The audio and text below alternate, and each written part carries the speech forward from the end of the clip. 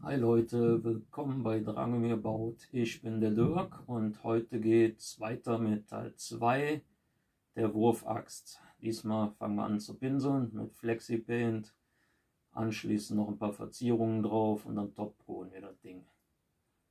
Wenn es euch interessiert, bleibt dabei. So Leute, los geht's mit dem Pinseln. Wir brauchen wieder ein Gefäß mit Wasser, einen Pinsel, eine andere Dose, wo wir das Flexipaint reinmachen, eine Unterlage, damit wir rumsauen können und eine Kordel, um das Ganze dann wieder aufzuhängen. So, dann haben wir erstmal wieder ein bisschen Flexipaint auf ein neues. So, dann haben wir schon mal das Flexipaint da drin.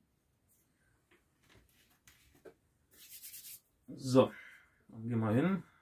Pinsel war schon ein bisschen feucht. Macht das Ganze ein bisschen geschmeidiger. So, und dann fangen wir einfach wieder an. Machen wir wieder so die 3/4-Taktik. Fangen irgendwo oben an und arbeiten uns dann 3/4 von dem Ding runter. So. Wie gesagt, immer irgendwie eine Unterlage. Gekleckert wird mit dem Zeug immer. So. Das Ganze geht wieder relativ zügig, wie ihr seht. Ich glaube, wir könnten noch ein klein wenig Wasser dazu tun. Sieht eigentlich zwar ganz gut aus, aber wir müssen dann logisch noch wirklich ein bisschen Wasser. Macht irgendwie nicht so einen geschmeidigen Eindruck. Na, schauen wir jetzt gleich mal. Machen die Seite noch fertig. Ja. Wenn es beim ersten Mal nicht so gut deckt, wie gesagt, ist auch nicht so schlimm. Ihr macht hier noch mehrere Schichten drauf. Dann macht er halt noch mal ein bisschen an der Stelle, wo es nicht gedeckt hat, ein bisschen dicker. Dann gleicht sich das Ganze wieder aus. So. Jetzt haben wir das hier auf der Seite. Ein bisschen Wasser wieder rein. Wie gesagt, muss nicht viel, ein paar Tropfen. Der Pinsel selber ist ja auch noch feucht. Ne? Also nicht zu oft machen. Jetzt habt ihr zu viel Wasser da drin. Immer wenn ihr merkt, dass das halt nicht mehr so ganz geschmeidig ist, macht ihr einfach noch mal so ein bisschen den Pinsel feucht. Und dann klappt das schon. So, seht ihr? Das ist jetzt gut. Macht das Ganze einfach angenehmer zu verarbeiten. Wie gesagt, aber nicht mit dem Wasser übertreiben. Ne? Wirklich nur so ein bisschen. Also Pinsel feucht machen, ein bisschen abtropfen. Das hängt aber auch von ab, wie viel Farbe ihr in der Dose habt. Wenn ihr ein bisschen mehr Farbe drin habt, macht ein bisschen mehr. Aber wie gesagt, nicht viel. Dann lieber nochmal machen, wenn ihr das nochmal braucht. So. Gucken wir mal. Dann sind wir schon mal fast fertig mit dem Ding jetzt hier auf der Seite. Jetzt machen wir noch ein bisschen vom Stiel. Noch Platz lassen, damit man dann nachher mit der Kordel aufhängen kann. So, dann nimmt er halt wieder die Kordel, macht auf der einen Seite macht eine Schlinge zum Zuziehen und auf der anderen eine, die groß genug ist zum Aufhängen. Ne? Je nachdem, wo ihr dann aufhängen wollt. Einfach wieder dran, haben wir das Ganze wieder so hängen. Dann hängen wir das auf Seite. So Leute, es geht wieder weiter mit der Pinselei. Wir hängen das Ganze mal wieder ab. So. Dann nehmen wir wieder den Pinsel. Ein bisschen trockener machen, damit das halt nicht zu feucht dann wird beim Pinseln. Und dann fangen wir wieder an der unteren Seite. Immer wieder, wie gesagt, so 3/4 ungefähr. Dann geht es auch mit den Schichten was schneller. Und sich ja überlappen.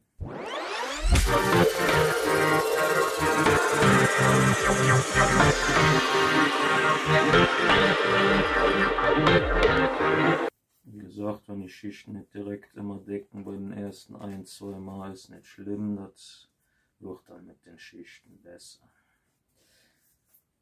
Ihr seht, das ist jetzt schon ganz ordentlich. So, dann gehe ich hin, hänge das hier irgendwo auf. In dem Fall hier habe ich extra hier diese Kerbe dann auch noch unter anderem noch ein bisschen tiefer gemacht, damit man das dann besser einhängen kann. Ich hätte es jetzt auch hier einhängen können oder hier, obwohl hier ist immer schlecht, weil dann die Farbe mit dran kommt. So, dann wird das Ganze wieder aufgehangen und trocknen lassen. Das machen wir jetzt noch ein paar Mal und dann sehen wir uns wieder. So Leute, es geht weiter. Und zwar, wir haben jetzt einige Schichten drauf. Das Ganze habe ich übersprungen, muss ich ehrlich sein.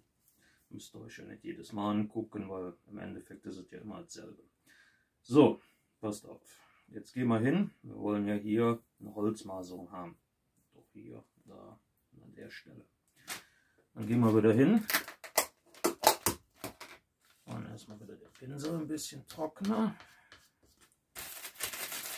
So. Machen das Ganze jetzt erstmal ein bisschen schwarz. Oder? Also an den Stellen, wo quasi das Holz hin soll. Können wir ruhig ein bisschen üppiger auftragen. Seht schon gleich warum. Damit wir halt genug Kontur reinbringen können in das Ganze. Und dann kommt wieder der gute alte Kamm zum Einsatz. So. Ja. Sieht schon gut aus. Noch drauf. So, hier die Seite noch. So. Dann nimmt er wieder, wie aus anderen Videos schon bekannt, so einen alten Kamm, den er nicht mehr braucht. Hier habe ich ein paar Zinken jetzt rausgeholt, damit man halt ein bisschen hier die grobere Seite und hier die feinere, je nachdem wie fein die Maserung werden soll. Und dann geht er halt ein bisschen hier über die Sachen drüber, wo er dann gepinselt hat. Je nachdem wie viele haben wollt, halt mit den gröberen Zinken oder den nicht so groben. Ja, das ist ein bisschen Übungssache. So. Damit er dann halt so ein bisschen, nicht immer so gleichmäßig, auch so ein bisschen so wellenförmig. So. Ich hoffe, dass man das gut erkennen kann. So. Ruhig ab und zu noch mal ein bisschen nachziehen, das ist jetzt nicht so schlimm. Kann aber auch ein bisschen mehr machen. Manche Dinge, die setzen sich je nachdem auch noch ein bisschen wieder zu. Und es kommt ja auch später noch was Farbe rein, also kann man groß etwas tiefer machen. Je nachdem dann schon mal so ein bisschen so ein V einarbeiten. Aber ihr kennt das ja von der Holzmaserung so, oder so schon mal gesehen habt. So. Das ist jetzt erstmal der Stiel und der Knauf quasi. Das Ganze lasst ihr dann erstmal wieder trocknen. Geht auch relativ schnell, weil das halt nicht so dick drauf ist. So, ich hoffe, das kann man so ein bisschen erkennen auf dem Video. Ja. Und dann lasst ihr das Ganze wieder trocknen. Auch dann wieder an der Kordel aufgehangen. Und dann lasst ihr das erstmal wieder ein bisschen hängen. Und wenn er trocken ist, dann sehen wir uns dann wieder. So Leute, es geht weiter. Das Ganze ist jetzt trocken soweit. Mal gucken, ich hoffe, das kann man schon gut sehen mit dem Holz. Jetzt fangen wir aber erstmal an. Wir wollen hier noch ein paar Verzierungen machen. Dafür habe ich ein paar Abgüsse vorbereitet. Wenn ihr sehen wollt, wie das funktioniert, habe ich gerade ein Video zu gemacht. So in der Art funktioniert das. Könnt ihr euch ja gerne mal angucken. Und jetzt fangen wir mal an. Wir gehen erstmal wieder hin, bauen erstmal schwarz, um die ganzen Sachen da unterzubringen. Ich habe die Sachen schon mal auf die Breite geschnitten, wie ich sie brauche. Also quasi, dass die Sachen dann hier reinpassen. Ja, wie ihr sehen könnt, also 100% passt das nicht, ja doch geht. So, erstmal den Pinsel wieder weitgehend trocken machen und dann ganz dünn. Also wirklich so ganz wenig drüber, über die Stelle, wo ihr es hinmachen wollt. Und dann einfach ansetzen und reindrücken. Oder halt drauf. So. Dann verbindet sich nämlich das Ganze. Ich hoffe, das kann man so gut sehen. Hier die Enden, die schneiden wir dann nachher ab. Wenn das Ganze getrocknet ist, machen wir dann auf der anderen Seite auch. Aber wir gucken jetzt erstmal, wir werden jetzt alles im selben Stil halten. Quasi mit diesem Muster hier. Jetzt mal gucken. Legt er das hier an einer Seite dran. Geht dann einmal rund. Und dann kommt wieder die Schere zum Einsatz. Ihr guckt dann, wo das Ende hier von der Vertiefung ist. Einmal Schnipp. Das ist ein bisschen. So, und dann passt das hier quasi schon rein. Das macht er dann auf beiden Seiten. So, beziehungsweise einmal hier, einmal da. Und das andere Ende, weil hier habe ich ein bisschen schief abgeschnitten. Legt er wieder an, wieder einmal rund. Das ist jetzt prinzipiell, müssen die fast gleich sein von der Länge, aber um sicher zu gehen, mache ich dann lieber immer bei jedem. So, hier passt das auch. Das ist das obere, das ist das untere. Nimmt er wieder so ein ganz bisschen Farbe, bisschen abstreichen an dem Tropf oder was, wo auch immer ihr das, die Farbe dort Flexipin drin habt. Ganz, ganz dünn wieder auftragen. Also wirklich nur so ganz, ganz dünn. Dass er quasi schon fast trocken ist. Geht er wieder hin. Fangt an einer Stelle an. Drückt das Ganze rein. Einmal rum.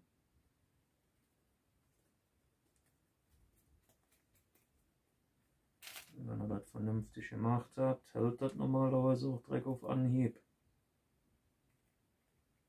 So. Muss natürlich noch trocknen, ist klar, aber so vom Prinzip her wisst ihr ja, was ich dann meine. So.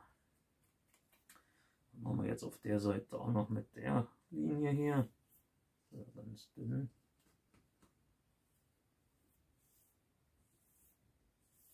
So. Dann nehmen wir das andere Teil, drücken wir auch wieder damit rein. Wie gesagt, ein bisschen überlappen lassen, schneiden wir dann nachher ab, das Ganze trocken ist. So.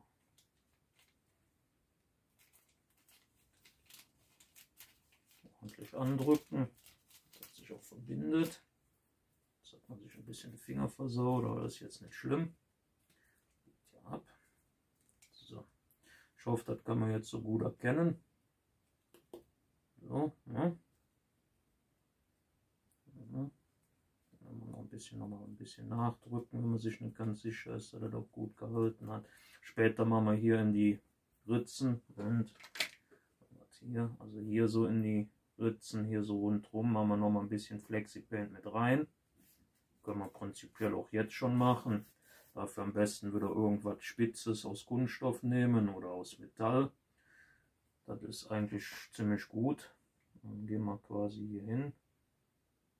Und machen wir quasi, dass das Ganze sich gut verbindet. Noch so ein bisschen Farbe damit rein. Wie gesagt, am besten erst noch ein bisschen warten, bis es trocknet. Aber dadurch, dass ich ein bisschen Erfahrung habe, das geht dann auch so. Wenn man es halt dünn genug drauf gemacht hat, damit es sich relativ schnell verbunden hat. Also das ist echt kein Hexenwerk, das ist eigentlich nur Übungssache. So ein bisschen Erfahrung habe ich ja. So ein, zwei Dinge habe ich ja schon mal gebaut. Und dann geht das schon. So, geht doch relativ zügig. Kann man dann auch so Rillen oder sowas auch ein bisschen, wenn man nicht so ganz sauber gearbeitet hat, auch noch ein bisschen mit kaschieren. Muss man halt immer aufpassen. Wenn ihr dann so Stellen habt, wo das dann vielleicht so in so eine Ritze mit reinkommt, so ganz sachte Blasen, immer diese Zweideutigkeiten, also pusten, passt dann aber auf, dass das nicht ins Gesicht kriegt, wenn er zu sehr pustet. Da kann man dann so, wo dann in die Rillen dann was reingekommen ist, eigentlich wieder ganz gut frei kriegen. Also dass das Zeug da rauskommt. So, dann machen wir jetzt quasi hier auch nochmal an den Stellen. Hier können wir ruhig so ein bisschen in diese Dinger mit reingehen, das ist nicht schlimm. Ich will ja quasi nur das Muster haben, was da in der Mitte ist. Beim Trocknen, dann ist das nachher auch dann nicht mehr ganz so zu sehen. Also es ist schon ein bisschen Arbeit, aber glaubt es mir, es lohnt sich. Allein schon wegen der Optik. Also mit dem Lötkolben kriegt man sowas überhaupt nicht hin. So. Ihr seht, das geht eigentlich relativ zügig. Ist mit ein bisschen Übung ganz schnell zu bewältigen. So. Das Ganze machen wir dann quasi auf beiden Seiten. Hier auch nochmal. Da müsst ihr halt ein bisschen mehr aufpassen. Wie gesagt, nicht zu viel Farbe nehmen. Im Flexi Paint immer so ein bisschen was, dann geht das auch ganz gut. Lieber ein bisschen zu wenig erstmal nehmen wie zu viel, dann habt ihr nämlich die ganzen Löcher halt dann voll, dann seid ihr nur am Rumpusten. Das ist mir früher auch immer passiert, aber mittlerweile geht's. Und wenn es mal nicht rausgeht, ist auch nicht schlimm, also so genau guckt man wahrscheinlich auch keiner hin. So. Das ist dann quasi schon die erste Seite. Mal so ein bisschen nachziehen. Ein bisschen dann reinschieben hier in die Ritzen, dass das auch richtig sich verbindet. Sonst habt ihr nachher, das ist nicht schön, wenn die Abgüsse sich dann lösen. Also wenn das vernünftig macht, passiert da eigentlich gar nichts, dass das sich verbindet. Das ist normalerweise eigentlich gar kein Problem. Da muss man wirklich schon sich anstrengen, um das darunter gerissen zu kriegen. Vor allen Dingen, wenn es was in der Vertiefung drin ist, kann da eigentlich so gut wie gar nichts passieren. So, dann machen wir noch die andere Seite. Dasselbe Spiel. Oh, mein Magen rummelt ein wenig. So. Schauen wir mal. Das geht auch wieder ganz gut. Wie gesagt, selber wie auf der anderen Seite. Und wenn das dann nachher getrocknet ist, schneide ich mit der Schere das ab. Ich muss sowieso noch mal eine Schicht schwarz drüber machen. Weil wir das Achsblatt wollen wir ja schon glatt haben. Da hat man dann quasi mit dem Teil, was ich jetzt hier in der Hand habe, nochmal eine glatte Oberfläche machen, weil das sieht halt durch das Pinseln immer so ein bisschen blöd aus mit den Pinselstrichen halt drauf. Ist nicht so schön. Kann man machen, wenn man nicht halt so viel Wert auf die Optik legt, aber wenn man halt ein bisschen schöner haben will, ist das schon nicht schlecht, wenn man halt nochmal eine Schicht dann da drüber macht, dass das alles ein bisschen glatter aussieht.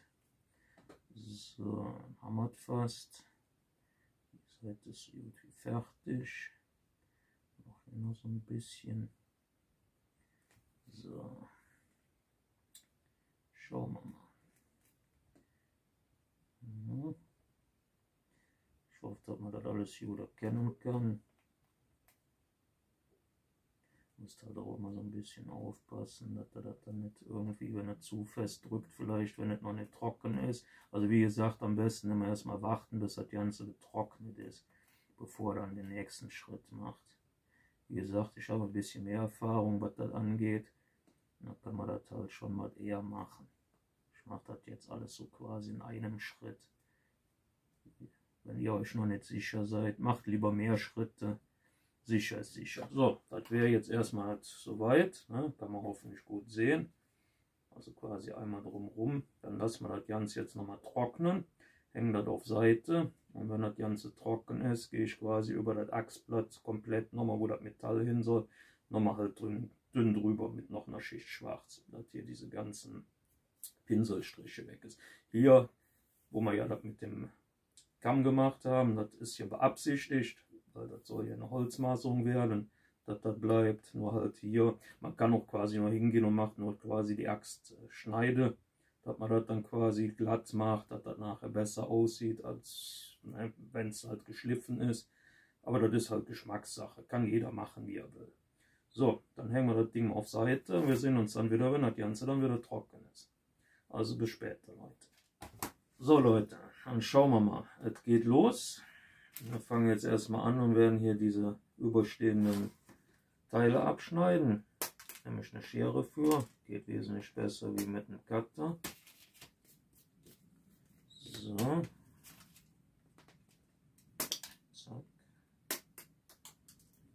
Muss leicht ein bisschen anschrägen. Ich hoffe, das kann man so sehen. So.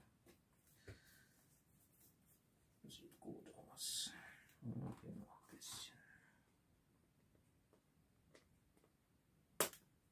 So, dann haben wir das soweit schon mal beigeschnitten. Hier gehen wir auch noch mal drüber so ein bisschen. Zack. So. Dann nehmen wir uns wieder Flexipaint. Wieder irgendwas Spitzeres aus Kunststoff oder Metall, wie gesagt. Und dann gehen wir hier nochmal so ein bisschen über diese ganzen Flächen drüber. Damit können wir quasi auch hier diese Schneidkanten auch ein bisschen kaschieren, dass das alles sich noch verbindet. So. Dann gehen wir mal über das Ganze dann nochmal drüber. Wieder ein bisschen am Rumsauen, aber das ist ja normal. Gehört dazu. So. Wie gesagt, das Ganze mache ich jetzt nicht nur um die Kanten, wo das jetzt geklebt, oder was heißt geklebt, also hier quasi die Abgusskanten von den Abgüssen dann ein bisschen zu kaschieren. Das ist jetzt quasi auch, weil ich ja noch eine glatte Oberfläche reinbringen will. Also das heißt glatt, aber im Verhältnis zum Pinsel ist er dann auf jeden Fall wesentlich glatter. Muss auch nicht dick drauf sein, das ist quasi nur, um die Striche vom Pinsel halt zu füllen. Mehr ist das eigentlich nicht. Man könnte es schon fast Spachtel nennen. So, das Ganze geht eigentlich ziemlich einfach und auch schnell, aber das kennen wir ja schon so ein bisschen. So. Einfach nur so dünn drüber, bisschen verteilen. Muss jetzt nicht so richtig unbedingt überall so dick flächendeckend sein. Geht halt jetzt nur darum, halt die Pinselstriche dann da wegzumachen. So. Geht dann noch so ganz leicht ein bisschen hier so über die Sachen drüber, also hier, damit das auch so ein bisschen alles gut aussieht. So. Ja. Ein bisschen Farbe da mit rein. So. Hab hier noch Platz gelassen. Ja. So, und wenn ihr das Ganze dann quasi fertig habt, lassen wir das dann wieder trocknen. Und dann können wir anfangen mit der richtigen Farbgebung. Seht ihr, das geht relativ fix. Trocknen eigentlich auch, weil es halt nicht so dick drauf ist. Aber wenn ihr euch halt nicht sicher seid, lasst es lieber ein bisschen länger trocknen wie zu kurz. Gerade wenn ihr noch nie so was gemacht habt. Lieber immer ein bisschen länger mit dem Trocknen warten, wie halt so kurz und versaut euch das Ganze. Ist mir auch schon das ein oder andere Mal passiert. Wollen wir ja nicht, deshalb mache ich ja die Videos. Damit ihr halt schon mal ein paar Tricks und sowas, wenn er halt noch ja keine Ahnung hat. Ja, oder ein bisschen was lernt bei den Videos. Aber das ist ja der Sinn der Sache. So. Mal gucken. Haben wir es fast. Ja. Ich hoffe, das kann man gut sehen. Den soll ich wahrscheinlich im Weg hängen. So. Ja, einfach so ein bisschen drüber gehen. So. Macht dann halt nachher auch die Metalloptik ein bisschen interessanter. So. Ja, das war es dann jetzt für das erstmal. Das lassen wir jetzt trocknen und danach fangen wir dann mit der richtigen Farbgebung an. Ne? So Leute, wie es weitergeht, zeige ich euch dann im nächsten Video. Farbgebung kommt dann im nächsten. Ich hoffe, das Video hat euch bisher so gut, soweit gefallen. Und dann sehen wir uns im nächsten Teil. Ich hoffe, wir sehen uns. Man sieht sich.